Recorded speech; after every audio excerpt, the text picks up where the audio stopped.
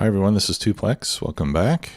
Today we're going to be doing the finale and base tour of my Factorio Vanilla Mega Base series. First of all, I'd like to thank everybody for watching and commenting and contributing. I really appreciate it. It's always a lot of fun for me, and hopefully it was for you too. First of all, let's take a look at our production statistics. So we're currently producing about 1,000 a minute. This is the 10-minute production window, but you can see it's been fairly steady. You really need to look at a longer time though if you're going to look at space science, because as you can see, the rocket launches are in cycles. So if you look at, it at one moment, you might get 4,000 a minute, and another moment 0. So that's why I'm looking at 10-minute averages. But you can see it's been fairly steady. And then on consumption, again, about 1,000 a minute. Now you may notice that here the purple science packs are missing, and that's just because I'm doing artillery shell range 6 right now, and there's no purple science packs involved in that. So purple science is not currently producing, but it will once we get back into mining productivity when that's done. So that's 64,000 science packs. Where I'm standing right now is basically the starting area. Actually, the original starting area was, or the original starting point, I should say, is right around here where the steam power currently is.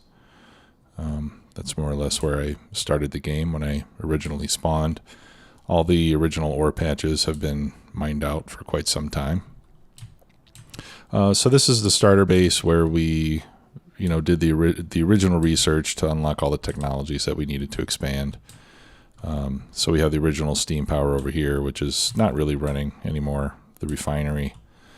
We've got our copper smelting and stone bricks down here. Later on in the game, I added some extra copper smelting over here, just with some electric furnaces, just to get a few more copper plates in that I needed. So I've got three lines of copper, 3 of iron, and 2 lines of steel. Right now these are all fed by train, just local dedicated lines. What I mean, well, they started off as dedicated lines. This copper line, for example, is dedicated to the starter base. There's only one train on it, and it just goes back and forth. That was the first one that I set up, I think. And then I later added this one for iron, which comes down here. But later, as the game progressed, I added additional lanes and so on. All right, so we can take a walk through the starter base, where we've got our science pack production. 1, 2, 3, 4, 5, 6, 7. 6 and 7. I think I added some extra science pack production. Right now this is all turned off because I'm not doing any more research here in the starter base. It's all being done in the rocket base, which we'll get to as the tour progresses, with the exception of military science packs. So I'm producing military science packs here just so that every once in a while I can do another level of artillery shell range, or another level of energy weapon damage. Okay, so since that one is 32,000, in fact, I'll add this one at the end, just to continue to upgrade our weapons on occasion, and then the rest of the time I'm doing mining productivity. So for 32,000 research, because I have productivity modules in the labs, I need 26,667 science packs to do that. So I just stockpile these, and then when I have them ready, I can do another level of military research. Actually, I see an opportunity here to upgrade this coal line to red so that we can get that done a little bit faster. I guess I don't really need to do any of this now, and it's all a yellow belt anyway, so. Okay, so these were all the science packs. Over here is where I launched the first couple of rockets. But we're not doing any of that now. Okay, down below we've got low density structures, green circuits, engines, and bots. So I'm making all the bots for the base I'm making here in this area. I have quite a lot of bots. In fact, we can look at bots produced all time. Let's see. Here we go. So I've made 31,000 logistics bots throughout the course of the game. And 2,400 of them are here. So over 30,000 bots currently in use in the base. Red circuits. Over here I've got quite a large mall that I built up. In the past I've used a blueprint that I got from Catherine of Sky, I believe. This time I built the mall up from scratch. It's essentially not exactly the same design. The KOS design uses 3 sets of gear machines. In this case, I decided to go with 4, and I like the way that this turned out. So I make just about everything that you need in large quantities, including the components that we need for my nuclear power arrays. What I did here is I used my blueprint. Well, first let me show it to you. When I say a nuclear power array, I mean this set of 10 reactors, boilers, and turbines. That's what I consider one array. That'll do 1.2 gigawatts. At least it used to in version 16. I'll get back to that in a second. But anyway, I took that blueprint, I calculated what I needed to build it, and then that's how much I'm building over here. And then I set up this green light so that once I have enough of all these components to build another array, then the light turns green, and then I know I can just copy paste it and I have everything I need to build it. Okay, so the nuclear power is here. So right now I've got 1, 2, 3, 4, 5, 6. I have 7 of those arrays of 10 reactors, plus my original starting one of 6 reactors. So 76 nuclear reactors on the map. And we are currently using 8.7 gigawatts of electricity. My accumulator charge is going down, which means that I really need more power in this base. But since I'm at the end of the series, I decided not to do that. Now, something curious, I've been using this reactor design for quite a while in version 16. Certainly throughout version 16. I've used it in a couple different series, and it's worked very well for me, and I was able to get 1.2 gigawatts of power from each one of these with no problem. But in 17, they changed the fluid dynamics, and that is creating some situations where when we're at maximum load, as you can see, a lot of my turbines are not working. And I'm not exactly sure why. But since it worked before, I'm pretty sure it has to do with the changes recently made to the game. But you can see here, like down here, it's dropped below 500 C. So obviously we're not making steam down here. And I think that's part of the problem. When you get to full capacity, the temperature drops enough in some of these boilers that you don't get any steam. Now this one is 501 degrees, or it's right at 500 degrees. 502. Yeah, so some of these are above 500 degrees, and they still don't seem to be making any steam. So I'm not sure what the problem is, but I think I'm going to leave it. I'm going to leave it like this because I may come back and study this when the series is concluded, since I've already got a case here where I'm at full power and I can see the problem. So the net effect is that I'm only getting 8 gigawatts, 8.2 gigawatts, when I should be getting 1, 2, 3, 4, 5, 6, 7. I mean, just these should be giving me 8.4 plus another. I should be able to get close to 9 megawatts by the book, but I'm not.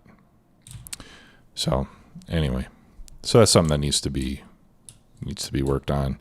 Or in the next series, I'll just have to look for a different design.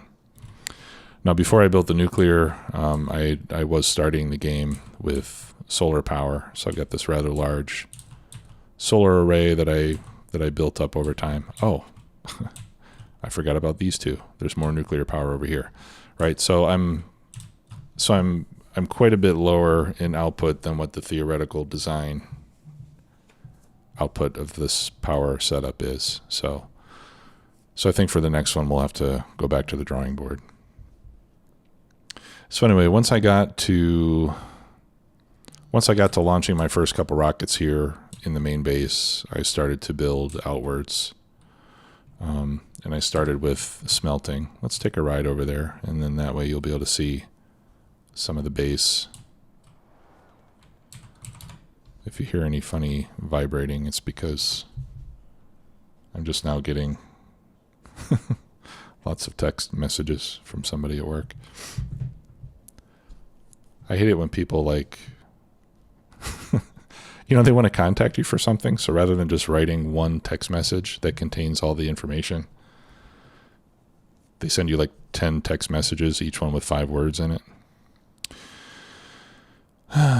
Okay, and I've just created a traffic jam. Wonderful, thank you.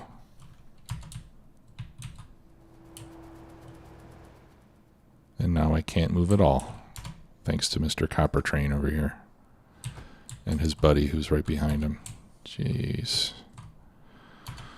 Okay. We are really stuck here. All right. So here's what I'm going to have to do. This is not what I wanted. This is not what I wanted to show you in a base tour.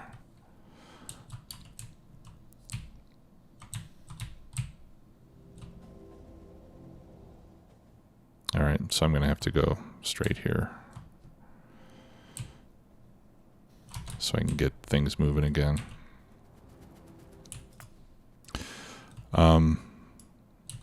Besides just right at this very moment, the train system has actually been working pretty well. I've had very few traffic problems. Really, the main time that I have traffic problems is when I try to go someplace in my train and I just get in everybody's way. That's when we get traffic issues. Okay, so we'll head over to the smelting area. We can look at mining real quick. This is, a typical iron mine. I have a little stacker. I'm using 282 trains on all the ores. In this case, this one was so close I didn't want to set up another train station, so I just decided to belt all that up there. Okay, so for iron, I've got at least feeding the main smelting. I've got 1, 2, 3, 4. I've got 4 iron mines, and then I've got 1, 2, 3, 4 copper mines. Okay, so this is smelting.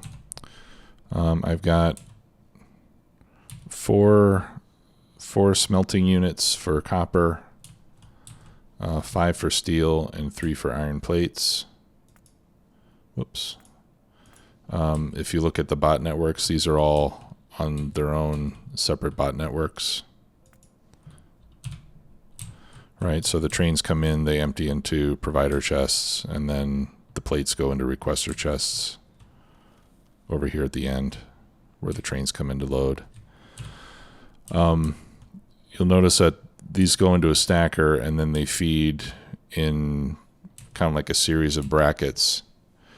I did that because I was hoping that if I had an equal path length to every station from the stacker, that they would naturally balance themselves out very well.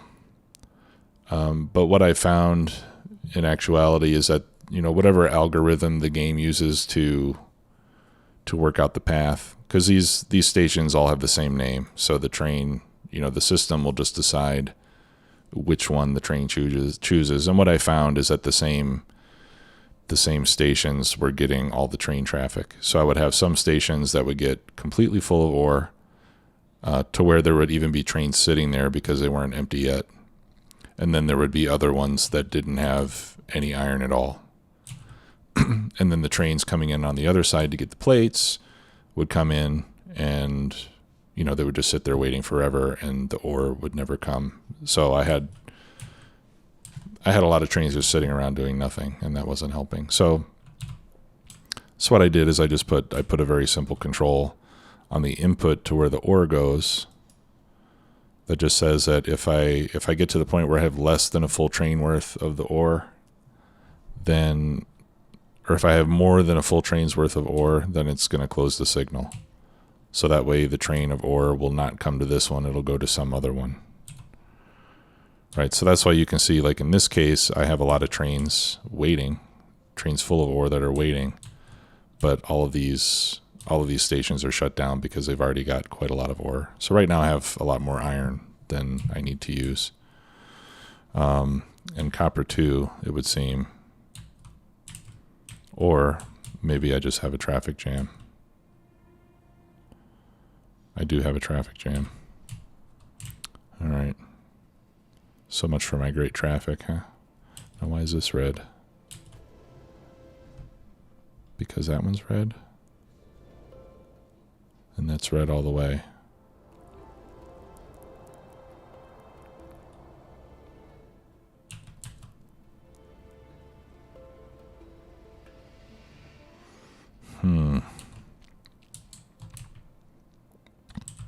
How do I fix that? What if I put another one there? There we go. Okay. Now we can get the trains going again. Okay, and I did the same thing on the copper. So the inputs will go red when they already have a lot of ore. Okay, so that's smelting, and then these are all basically designed with a train that goes in on one side with the ore and a train that comes out the other side with the plates, right? So this part of the train network and this part of the train network are separated from each other, and that was one of the things that I did to try to reduce traffic. Was to try to set up lines that, as much as possible, were kind of just point A to point B, and then have another line that went from point C to point D, and so on. And so far it's worked pretty well, except for, every once in a while I find a little issue like that where the signaling is not ideal, and I get a traffic jam. But aside from that, the traffic's been flowing very smoothly. I haven't had any real high traffic areas. It's all fairly well distributed around the map. Speaking of around the map, let's take a look at our defenses. Or defenses, depending on how you want to pronounce it. All right, so in terms of defense, it's pretty simple, and it's been extremely effective. I just have these repeating sets of 4 laser turrets. I've got a wall that's two walls thick. Here we'll be able to see it work. And then I've got flame turrets. And the flame turrets really do most of the killing. But they're not very fast. Right? So for small attacks, you really depend on the lasers. For larger attacks, you depend on lasers for the front of the wave, and then the flame turrets kind of finish everything off. Okay, and we're at evolution of 0.9876. So these are the biters are not going to get very much harder than this at all throughout the rest of the game. Okay. And if we look at the turret coverage, you can see that it's essentially a solid wall. So this wall goes all the way around. Flame turrets are fabulous, and I'm just feeding them with crude oil just because it's really easy, and they don't use a lot of oil. So for example, down here where I've got some oil, I just have some of the oil piping off to feed all the flame turrets, and 1 or 2 pump jacks for this entire base is enough oil to keep this going. And then I have some bots to repair things. And then I also have these supply stops all the way around. Okay, so now our turret range just increased, so we're going to start to get a lot of attacks. Let me show you one of my supply trains. All right, so here's a supply train. It's got supplies for the wall, and it also has two artillery wagons. And I have 2 of these trains that just continuously go around the base. So every time they stop to drop off supplies, they'll also shoot up any biter nests that are close by. And invariably when this happens, we'll get, this is going to be nasty. We're going to get several waves of attacks coming in as a result of all this shooting. So I'm going to have to keep I'm going to have to keep a close eye on my accumulator charge, because if we start to lose power, then we could be in trouble, since I'm depending on laser turrets. So one of the trains is feeding like the bottom half of the map, and the other one is feeding the top half of the map. Right, and then I just have each one of these stations set up with a combinator that just says how much of each item I want at the station. And then, that goes into some filter inserters, and they just feed these storage chests. And that keeps everything supplied so that we can make repairs and keep the wall in good shape. And it's, like I said, it's been very effective. I haven't had any trouble, and this is, honestly, this is a fairly minimal defense compared to what I see a lot of other players do. So I wasn't sure if this was going to be good enough, but again, I really can't stress enough how awesome flame turrets are. I mean, they do tons of damage. And I never used them very much in the past. I always just depended on lots and lots of laser turrets, but I will always be using flame turrets from this point forward, and at least until there's some kind of a serious nerf. Okay, so let's go to the refinery, and we'll take a look at that.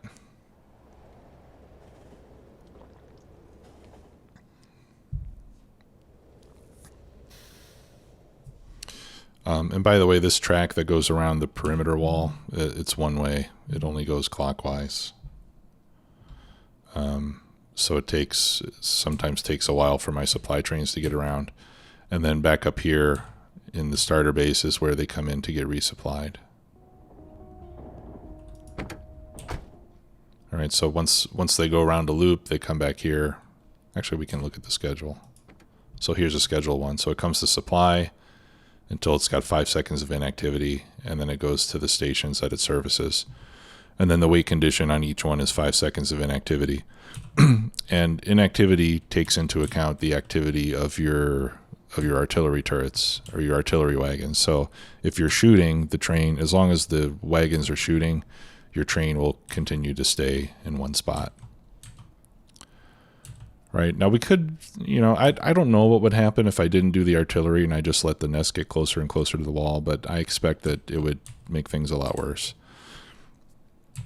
So that's why I set these up. So I've got a nice area all around my wall where there are no bases. I honestly don't know if that does much to limit how quickly the attacks come in. But I imagine it does, because then you've got fewer bases in the universe that are inside your pollution cloud. Even though my pollution cloud, quite clearly extends almost past everything. I mean, we can see, I guess there's a few areas where it hasn't gone out yet, but it pretty much covers the known, the known universe in my case. All right, so this is the refinery. I've got, these are all the refineries themselves, processing the oil. We use up oil fast enough that we occasionally run out before I get another train in, but or it just uses it fast enough that maybe I need more than one train, but so far it's been able to keep up. So I've got all those refineries there, and they're all surrounded with beacons with speed modules and loaded with productivity modules. From the refineries, we come over here. Up here we're making plastic and sulfuric acid and lubricant. I've got a couple electric furnaces here that make iron plates for the acid. And then the acid and the lubricant are exported by train to make engines and batteries.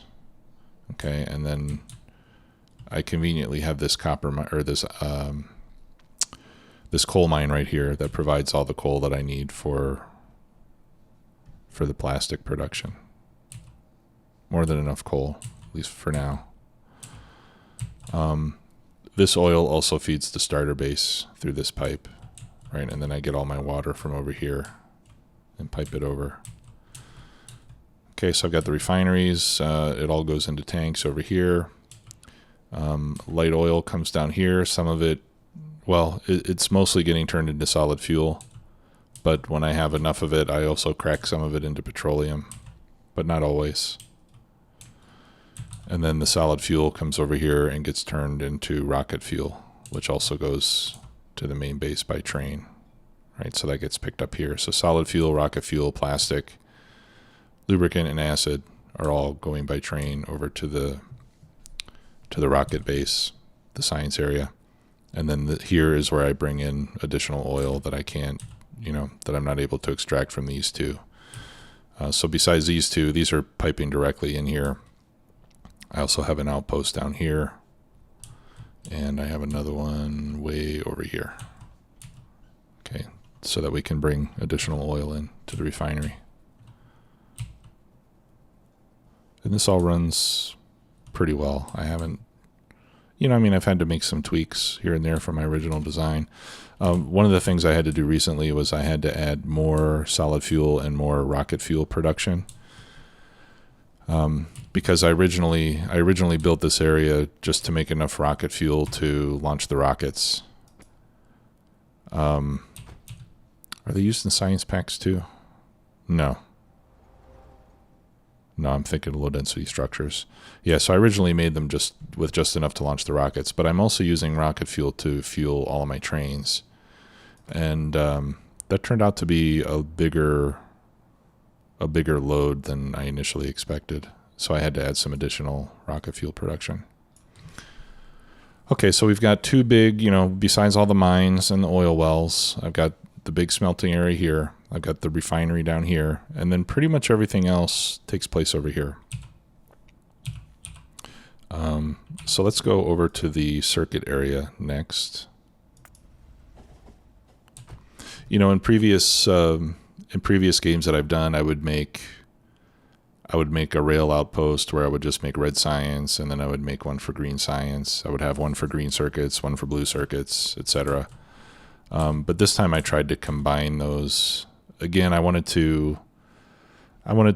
really paid a lot of attention to reducing the amount of train traffic that I have, because that's been a problem that's plagued me a lot in my previous series, where I just have too many trains trying to squeeze into a few rails. So over here, this is the what I call the circuits area. Obviously, I'm doing a lot than just circuits, but I did kind of a similar setup that I did to the smelting. So I have copper plate coming in from the bottom, iron plate coming in from the top, and that feeds all the green circuits production. You can see that I've got just a gazillion bots waiting to get recharged. I really need more roboports here. That would be a good thing to do if I was going to spend more time on the base, just putting in lots more roboports so that there are more places for them to charge. But in this area, I've got almost 6,000 bots. Okay, so all the green circuits get made down here. And then red circuits are made up here. Okay, quite a lot of red circuit machines. And I just decided to feed the wire one-to-one rather than producing the wire and having the bots move the wires around. This way there's less bot activity needed, because you can bring in one plate and you can make almost 3 copper cables from one plate. So there's a lot less bot traffic that way. Okay, so that's all green and red circuits. That's what most of this area makes. Here I put green circuits in a train to export. I have a second train here that I'm not using right now. But that's to take green circuits out to the science area. Okay, over here I'm doing the blue circuits, right? And you can see where I'm bringing in the acid for the blue circuits and plastic for the red circuits. I have 2 stations to bring in plastic, so we can bring it in and out faster. And then over here I'm also making speed modules and productivity modules. Okay, the productivity modules go to the science area because those are needed for production science packs. And the speed modules get sent up here where we're making the rocket control units. And I decided to make these here just because to make a rocket control unit you need 1 blue circuit, which I have, and then you need 1 speed module, which takes red and green circuits, which I have. So that's why I decided to do it over here. I didn't see any point in taking all this stuff out on a train and then building it elsewhere, right? Since it's all in the same area.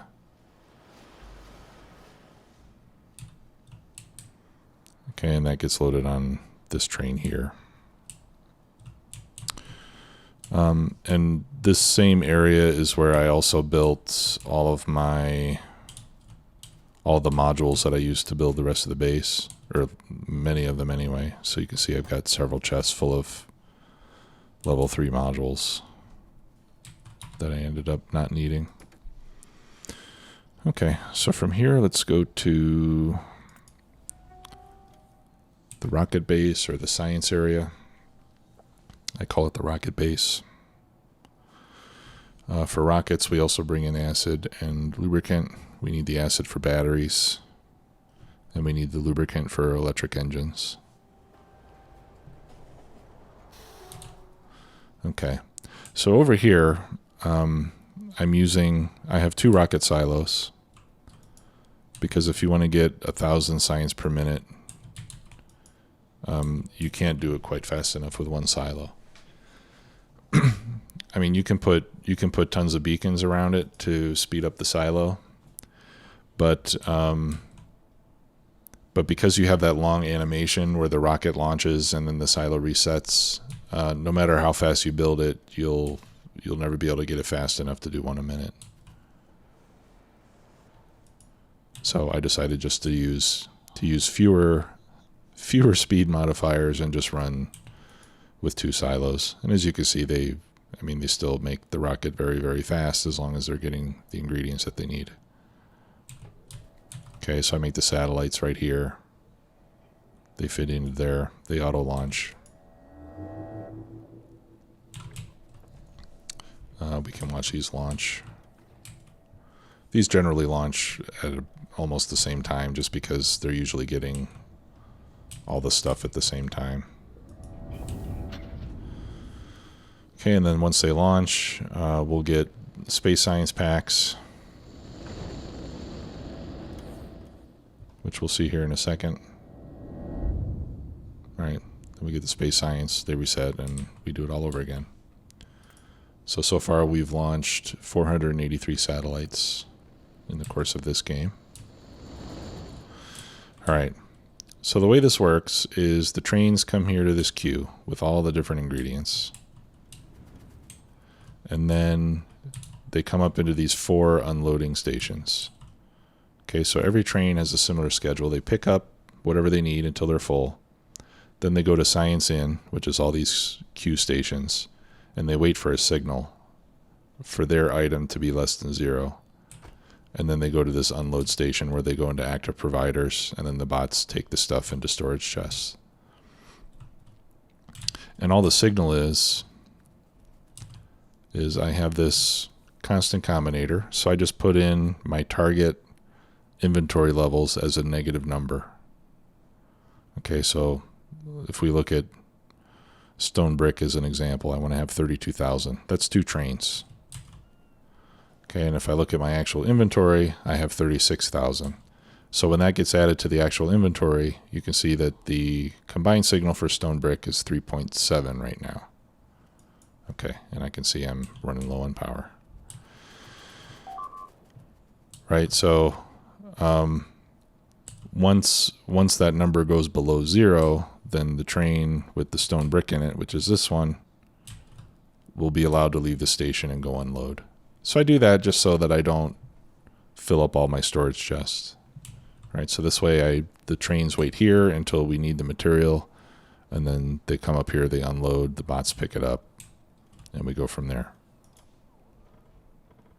Yeah, I think part of the reason I'm having power problems is just because I'm getting a lot more attacks than I normally do since I just increased my turret range. Not a big problem though. Yeah, so over here I've got almost 9,000 bots in this area. And here I'm making pretty much everything. So if we start over here, I've got a couple machines making gears. Over here we're making the red science packs. I'm making batteries here. I'm making accumulators and solar panels for the satellites. There's our yellow inserters and belts for green science packs. Yeah, green science packs are over here. There's the red ones. The green ones. Over here I'm making the robot frames for yellow science. Okay, yellow science is up here. And then here I'm making low density structures because I'm not making them anywhere else. So these get used in science packs as well as to launch the rockets. You have to be careful walking around here. There's a lot of train traffic. Over here I'm doing blue science packs, as you can see. They're kind of spread out over a wide area. And then here I'm making all the engines, as well as the electric engines. So here all the fluids are being piped. I'm not using barrels anywhere. I typically don't like to use barrels, so anytime I can pipe things, that's my preference. I have done barrels like this in the past using bots, but I think using pipes is easier. Down here I'm making the rail sections for one of the science packs, the electric furnaces. Okay, there's all the blue. Up here are the purple science packs. Those are full right now. And then up here I have all the labs. Okay, so I've got 2 requester chests on each of these. And between the 2, I'm pulling in all 7 types of science packs. All right, and most of the time these labs are all running. Sometimes they'll have to wait. Yeah, like in this case, they've had to wait a few seconds for space science packs, but then they all get running again.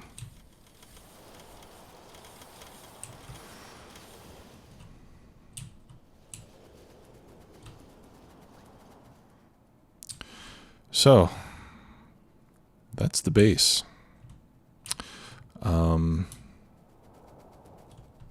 What do I like about this?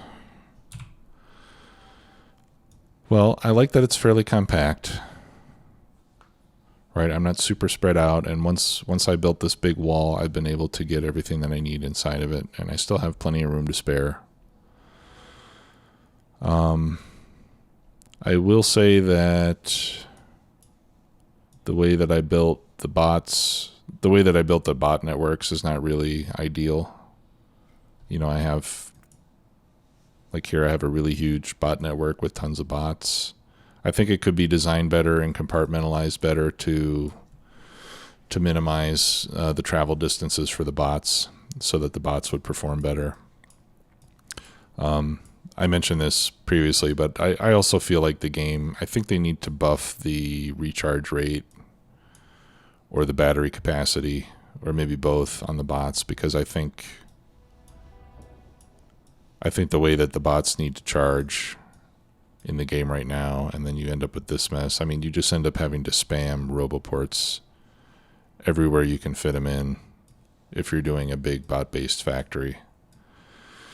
And I think it would be nice if we had higher tiers of roboports available, or higher tiers of bots available that didn't need to be charged so frequently.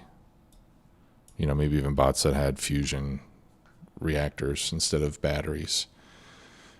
Because the charging just gets ridiculous sometimes. And it's not something that's fun to deal with, you know, just with all these spamming roboports everywhere. And the roboports use a lot of electricity. You know, it's my number 3 consumer of electricity, are the roboports. I like how the train traffic is fairly well distributed and spread out, right? There's not a lot of trains getting in the way of one another.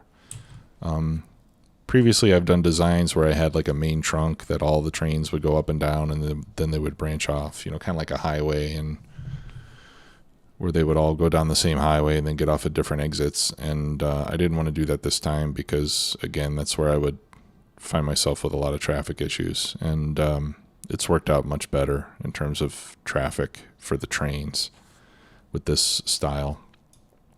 I don't think I would do this sort of design with the inputs and outputs like I did here.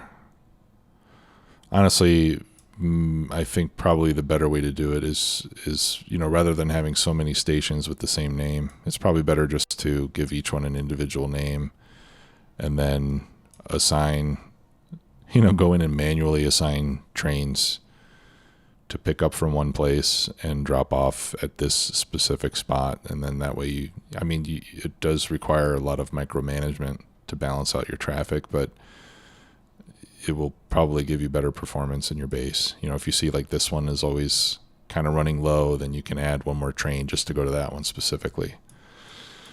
But honestly, rather than do that, I would rather just use a mod like LTN or Train Supply Manager. I think that's what it's called, TSM, because those automate a lot of that train stuff that I think, I'm hoping that the Factorio developers are moving in that direction, because I think that's something we should have in the game, is the ability to be to put together more sophisticated models of train management rather than just go here until it's full and then come back.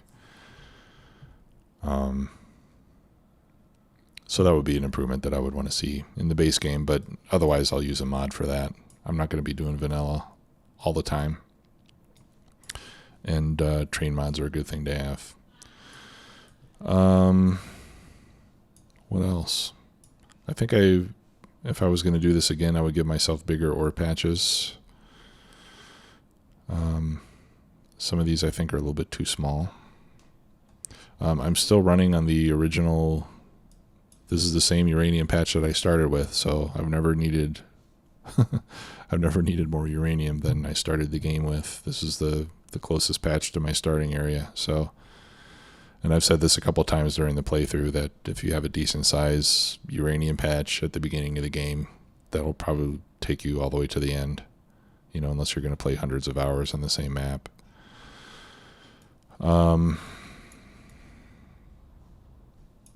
What else do I have to say about this? I mentioned the trains. I mentioned the bots. It's not really laid out. I didn't spend quite so much time making a nice, neat, orderly layout. You know, I've got some rail spaghetti going on here. And in the past, I would have probably spent more time cleaning things up and making it look more neat and organized. But I did kind of give in to some spaghetti-ish behavior in this series more than more than I have in the past. I really admire a lot some of the really nice, neat, very clean laid out bases that you see some other YouTuber, like guys like Nilaus or even Soulless Gaming. You see some very, very clean and well laid out, well organized base designs. But I guess I got to the point where I felt like I was never that like I just don't have the capacity to build something that neat. Even though I really like it and I would like to imitate it, I think that my my individual psychology is not well suited to do it as easily as they do. So this time around, like you look at this is kind of like all this crisscrossing track that's kind of a mess. It gets the job done and it doesn't cause any problems, but it could be done more cleanly. I know a lot of you guys will say, that I'm a little too picky about organization, but I obviously I don't think I am. I think I could be a lot more picky, but there's a balance between the amount of effort that it takes to do something and the amount of utility you get from it. And I guess I just don't get a lot of utility out of just pure aesthetics. For me, I'm much more interested in how the base functions, and I'm more interested, I guess, in efficiency and stuff like that than I am in the aesthetics. Even though the aesthetics does interest me. Here's a pretty big attack. Let's watch this go. See turrets, and then once the flames get in there, the flames do all the heavy lifting. Works really good. Okay, so it's been fun. It's been fairly quick, I think. I mean, we're 67 episodes, which is shorter than some of my other series. But I've also been doing longer episodes as of late, so total number of hours may be pretty similar. Actually, we can check. Yeah, it's 100. I've got 120 hours on the map, plus the 45 minutes or so that I've been spending here talking to you about it. Yeah, so that's about it. That's the base. I'm going to leave it here. We're going to conclude the series. Again, there are plenty more optimizations that we could make here, but we're close enough to meeting the goal of 1,000 per minute that I feel pretty satisfied with the result that I got for the amount of effort that I put into it. I don't want to spend more time on it, really. I'm ready to move on. I've got that Factorio series that I've kind of put on the back burner for the last week or so I could burn through to the ending on this one. So in the immediate future, I will be returning to the Factorio series. I'll probably just stick with that one for a while. Doing 2 series is kind of a headache. But see, my problem is that, once I get 50 episodes in on something, I just start to get itching to do something different, something new. I start to get a little bit bored. So that's why I started Factorio series even while this one was still running, just to keep myself interested and motivated. So, but we'll get back into that one for a while, and then later on I'll decide what'll come next. I might do another beginners tutorial series. The last one I did was in version 15, and there have been a lot of changes since then. But a lot of people really liked that series, especially the sections that I did on trains and a few of the other ones. So I'm thinking I might just do like a really beginner level tutorial series with lots of explanations and just go from the beginning of the game to a rocket launch. But if any of you have suggestions for the next series, let me know. I'd be happy to hear your thoughts. Thanks a lot for watching. I'll see you all soon. Take Take care.